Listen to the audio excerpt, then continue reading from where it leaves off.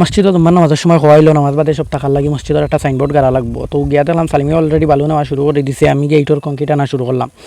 ইট বালু এখানে মিক্সার করিয়া গেলাম। গিয়া দেখলাম তারা গাত কুদার কাম শুরু করে দিয়েছেন। আমি গিয়া তারারে গাত কুদার তোরা হেল্প করলাম। গাত কুদা মোটামুটি শেষ। এবার গেলাম আবার জায়গাত গিয়া দেখলাম ইট সিমেন্ট বালু মিশানের কাম চলতেছে, কিন্তু পানি দেওয়া লাগে। এখন যে পানি আনার লাগে পাঠাইলাম। তাই পানি লইয়া একজন পানি দিয়া ইট সিমেন্ট বালু কংক্রিট সব মিশাইতে শুরু করলাম।